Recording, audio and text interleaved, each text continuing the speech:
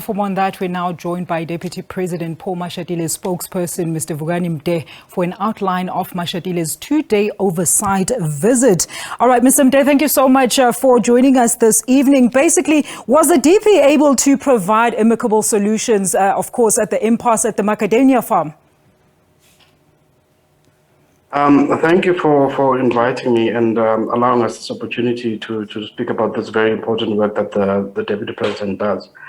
But if it's all right with you and your viewers, could you please allow me a small liberty? I would like to say something else first before we speak about our visits to the Nyaga macadamia farm today. Go ahead, Vukani.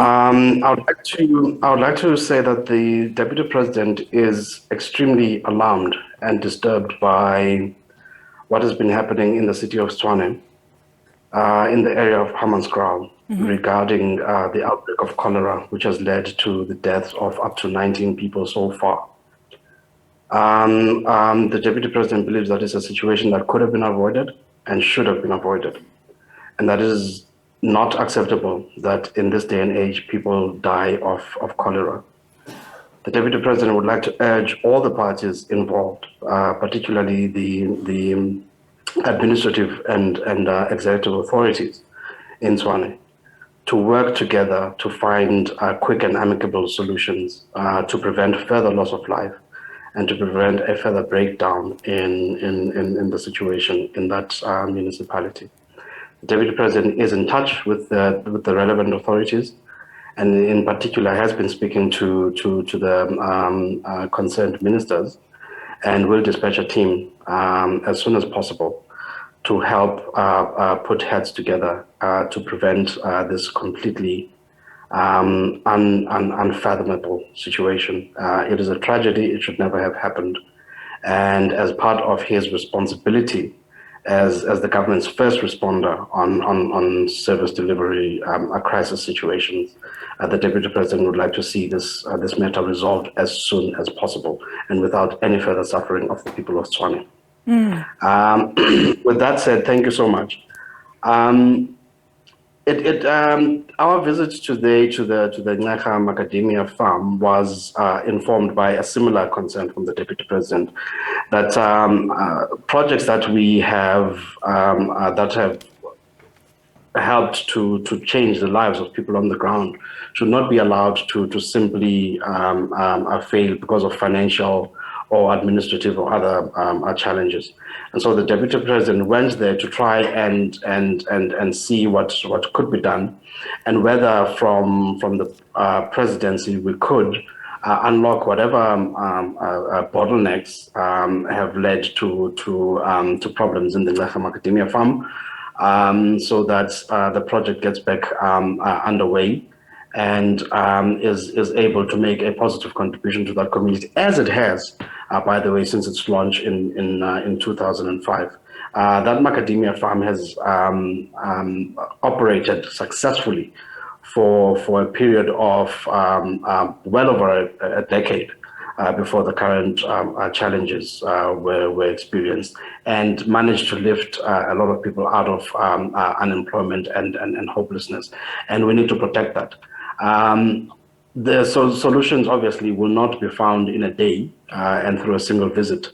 And so what we meant to do in visiting the community there was to listen to all the participants in the project and all the stakeholders, and see where we could help with crafting quick solutions.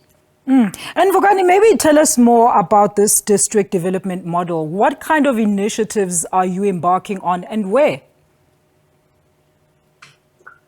The district development model is simply a new and more innovative way for the state to roll out service delivery, impactful service delivery, development-led service delivery. Essentially, what the DDM does is that it breaks the country into essentially 52 districts. There are 44 district municipalities, and there are the 8 metros. And each of those are identified as development districts. And the expectation is that in each of those development districts, the various spheres of the government will work together hand in hand to drive development projects. So national government, provincial government, local government, and all their agencies work in an integrated manner to launch development projects, or as an example, in the case of the Necha farm, to protect already launched projects and get them back in line, so that we avoid the previous silo approach, where development might happen in one village or in one area, but not in a neighboring area because there's different political or whatever dynamics playing out there. So the DDM is an attempt to streamline and integrate development and service delivery at the core phase where people are. Yes.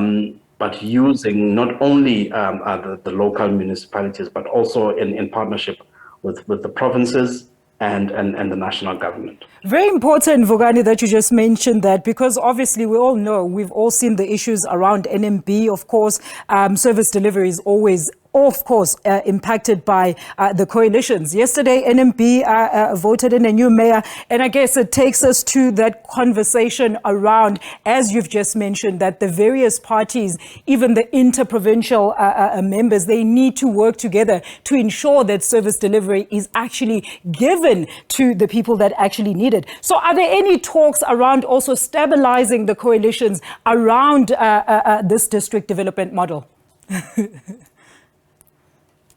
Well, interesting that you should ask that question, because the Deputy President was in Parliament only 2 days ago answering to very similar questions around the stability, or rather I should say the instability of coalition governance that we've seen in places like Nelson Mandela Bay, the city of Johannesburg, Tshwane right now, where that I've just touched on before we began this interview. In answering the question, the Deputy President took us to a set of first principles. That coalition governance is often necessary in a democracy, because sometimes the voters might speak, but you may not always be able to discern what it is they said, because they don't give any particular party a strong mandate to govern alone, right? Mm-hmm. So when that happens, coalitions become necessary. What the principles that the Deputy President wanted to set to guide discussions around coalitions was that, first and foremost, any coalition must be based on respecting the will of the people. So first of all, you can't have these coalitions where a party with 1 or 2% of the vote wins, takes over executive authority, because that undermines the will of the voters, mm-hmm. and also it undermines the governance legitimacy of the people who have executive authority in that municipality.